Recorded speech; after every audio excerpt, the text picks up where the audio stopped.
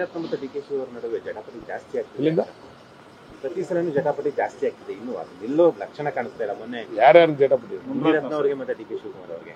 ನಮ್ಮ ಮುನಿರತ್ನ ಅವ್ರ ಬಗ್ಗೆ ನೀವು ಕೇಳಿದ್ರೆ ಅರ್ಥ ಇಲ್ಲಪ್ಪ. ಮುನಿರತ್ನ ಅಂತ ವ್ಯಕ್ತಿ ಬಗ್ಗೆ ನೀವು ಮೀಡಿಯಾದಲ್ಲಿ ನೀವೇನಾದ್ರೂ ಮಾತಾಡಿದ್ರೆ ನಿಮ್ ಮೀಡಿಯಾಗೆ ಅಗೌರವ ಅದು. ಮುನಿರತ್ನ ಒಂಥರ ಅವರು ಫಿಲಂ ಆಕ್ಟರ್ ಇದ್ದಂಗೆ ಮತ್ತೆ ಜೋಕರ್ ಕೆಲಸ ಮಾಡ್ದಂಗೆ ಮಾಡ್ತಾವ್ರೆ ಅವರು. ಸಭೆನಲ್ಲಿ ಹೋಗಿ ಗೌರವವಾಗಿ ಅವರು ಮಾಡಬೇಕಾಗಿತ್ತು. ಅದನ್ನ ಬಿಟ್ಬಿಟ್ಟು ಅಸಂಬದ್ಧ ಪದಗಳನ್ನ ಉಪಯೋಗಿಸ್ತಕ್ಕಂಥದ್ದು, ಯಾರ ಮೇಲೂ ಟಾರ್ಗೆಟ್ ಮಾಡ್ತಕ್ಕಂಥದ್ದು, ಅವರು ಪೂರ್ವ ಯೋಜಿತವಾಗಿ ನಾನು ಹಿಂಗೇ ಮಾಡಬೇಕು ಅಂತಕ್ಕಂಥದ್ದನ್ನ ಮನಸ್ಸಲ್ಲಿ ಇಟ್ಕೊಂಡು ಬಂದು ಪಾಪ ಹೆಣ್ಮಗಳ ಮೇಲೆ ಟಾರ್ಗೆಟ್ ಮಾಡ್ತಕ್ಕಂಥದ್ದು ಇವೆಲ್ಲ ಮಾಡ್ತಾವ್ರೆ. ಅವ್ರಿಗೆ ಹಕ್ಕೈತೆ. ಹಕ್ಕನ್ನ ಕೇಳಲಿಕ್ಕೆ ಸೂಕ್ತವಾದಂಥ ವೇದಿಕೆಗಳಿದಾವೆ. ವಿಧಾನಸೌಧದಲ್ಲೂ ಕೂಡ ಅದನ್ನ ಕೇಳ್ಬೋದು. ಅವರು ಸೂಕ್ತವಾದಂಥ ವೇದಿಕೆಯಲ್ಲಿ ಕೇಳದ್ಬಿಟ್ಟು ಸುಮ್ಮನೆ ಅಲ್ಲಿ ಹೋಗಿ ಡ್ರಾಮಾ ಮಾಡ್ಕೊಂಡು ಬಂದಿದ್ದಾರೆ. ನೀವು ಮೀಡಿಯಾದವರು ಅವ್ರಿಗೆ ಹೆಚ್ಚು ಪ್ರಚಾರ ಕೊಟ್ಟರೆ ನಿಮ್ಮ ಮೀಡಿಯಾಗೆ ಗೌರವ ಕಡಿಮೆ. ಅವ್ರ ನಡವಳಿಕೆ ಏನು, ಅವ್ರು ಯಾವ ರೀತಿ ನಡೆದು ಬಂದ್ರು, ಅವ್ರು ಯಾವ ರೀತಿ ಅವರ ನಡವಳಿಕೆಯನ್ನು ನಡೆಸ್ಕೊಂಡ್ ಬಂದ್ರು, ಮೊದಲಿಂದನೂ ಕೂಡ ಯಾವ ರೀತಿ ಸಣ್ಣ ಪುಟ್ಟವ್ರ ಮೇಲೆ ಟಾರ್ಗೆಟ್ ಮಾಡಿದ್ರು. ಅಶೋಕ್ ಅಂತ ಅವ್ರನ್ನೇ ಏಡ್ಸ್ ಇಂಜೆಕ್ಷನ್ ಚುಚ್ಚಕ್ಕೆ ಹೋಗವ್ರೆ ಅಂತಂದ್ರೆ ಅವ್ರ ನಾಯಕರ ಮೇಲೆನೆ ಮತ್ತೆ ಅವರು ಯಾವ ರೀತಿ ಅವ್ರ ನಡವಳಿಕೆ ಐತೆ ಅಂತ ಹೇಳಿ ನೀವು ನಿಮ್ಮ ಮಾಧ್ಯಮದಲ್ಲಿ ಅವ್ರನ್ನ ಹೆಚ್ಚು ಪ್ರಚಾರ ಕೊಡ್ತಕ್ಕಂಥದ್ದು ಸೂಕ್ತ ಅಲ್ಲ ಅಂತ ನನ್ನ ವೈಯಕ್ತಿಕವಾದಂತ ಅಭಿಪ್ರಾಯ. ಇಲ್ಲ ಅದೇ ಸಿಎಂ ಅವ್ರನ್ನ ಭೇಟಿ ಮಾಡಿದ್ವಿ ಕೆಲಸ ಕಾರ್ಯಗಳಿಗಷ್ಟೇ, ಬೇರೆ ವಿಚಾರಕ್ಕಲ್ಲ. ಆಗ್ಬೇಕದು. ಅದೇ ಅದು ಆಗ್ಬೇಕು. ಅದು ಬಡವ್ರಿಗಾಗಿರ್ತಕ್ಕಂಥದ್ದು ತೊಂದರೆ ಅದು ಆಗ್ಬೇಕದು.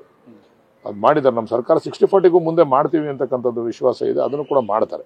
ತುಂಬಾ ಜನಕ್ಕೆ ಅನುಕೂಲ ಆಯ್ತದೆ. ತುಂಬಾ ಜನ ತೊಂದರೆ ಅನುಭವಿಸ್ತಾವ್ರೆ. ಅದರಿಂದ ಹೊರಗಡೆ ಬರಬೇಕು. ಅದ್ರ ಕಡೆ ಗಮನ ಹರಿಸ್ತಾ ಇದ್ದಾರೆ.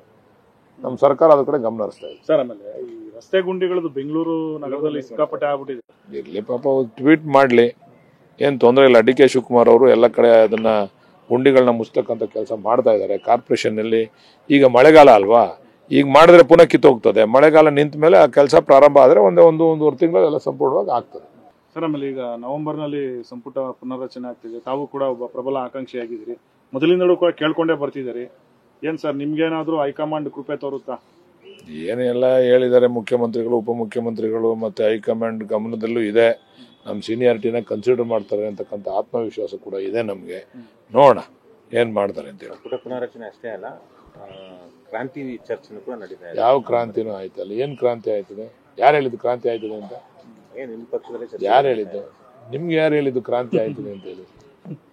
ನೀವ್ ಹೇಳಿದ್ರೆ ನಾವು ಹೇಳ್ತೀವಿ. ಕ್ರಾಂತಿ ಅಂದ್ರೆ ಮುಖ್ಯಮಂತ್ರಿ ಬದಲಾವಣೆ ಕೂಡ ಆಗುತ್ತೆ ಅನ್ನೋ ವಿಚಾರ ಎಲ್ಲ ಹೈಕಮಾಂಡ್ ಬಿಟ್ಟಂತ ವಿಚಾರ. ಅವೆಲ್ಲ ನಾವು ಮಂತವ್ರು ಮಾತಾಡ್ತಕ್ಕಂಥ ವಿಚಾರ ಅಲ್ಲ. ಅದೆಲ್ಲ ಹೈಕಮಾಂಡ್ ತೀರ್ಮಾನ ಮಾಡ್ತಾರೆ. ಸರ್, ಆಮೇಲೆ ಪುನರ್ರಚನೆ ಏನು ಇಲ್ಲ, ಹೈಕಮಾಂಡ್ ಅವರು ಹೇಳಬೇಕು ಅಂತ ಡಿ ಕೆ ಶಿ ಅವರು ಹೇಳ್ತಾರೆ. ಅದೆಲ್ಲ ನಾನು ಹೇಳ್ಬೇಕಿಲ್ಲ, ಸಿಎಂ ಹೇಳ್ಬೇಕಿಲ್ಲ, ಹೈಕಮಾಂಡ್ ಅವರು ಹೇಳ್ಬೇಕು. ಆ ಅರ್ಥದಲ್ಲಿ ಮಾತಾಡ್ತಾರೆ. ನೀವು ನೋಡಿದ್ರೆ ನಮ್ಗೆಲ್ಲ ಪರಿಗಣಿಸಬಹುದು ಅಂತ ಅಲ್ಲ. ಆದ್ರೆ ನಮ್ಮನ್ನ ಪರಿಗಣಿಸಿ ಅಂತ ನಮ್ಗೆ ಒಪ್ಪಿರ್ತಕ್ಕಂಥದ್ದು. ಮಾಡದೇ ಇದ್ರೆ ಏನ್ ನಾವು ಪರಿಗಣಿಸಿ ಅಂತ ಹೇಳಕ್ ಆಯ್ತದ? ಅಕಸ್ಮಾತ್ ಮಾಡಿದ್ರೆ ನಮ್ಮ ಸೀನಿಯಾರಿಟಿಗೆ ಒಂದು ಗೌರವವನ್ನ ಕೊಡಿ ಅಂತ ಮನವಿ ಮಾಡಿದೀವಿ. ಸರ್, ಆಮೇಲೆ ನೀವು ಕೂಡ ನಿನ್ನೆ ಒಂದು ಮಾತಾಡಿದ ಪಕ್ಷಾಧಿಕಾರಕ್ಕೆ ಬರೋದಕ್ಕೆ ಕಾರಣಕರ್ತರು, ಅವರು ಕೂಡ ಅವಕಾಶ ಕೊಡಬೇಕು ಅನ್ನೋದು ಖಂಡಿತ ಬಹುತೇಕ ಶಾಸಕರು ಕೂಡ ಒತ್ತಾಯ ಮಾಡ್ತಿದ್ದಾರೆ. ನೀವು ಒಬ್ರು ಅಂತಲ್ಲ, ಆ ತರ ಅಂತಲ್ಲ.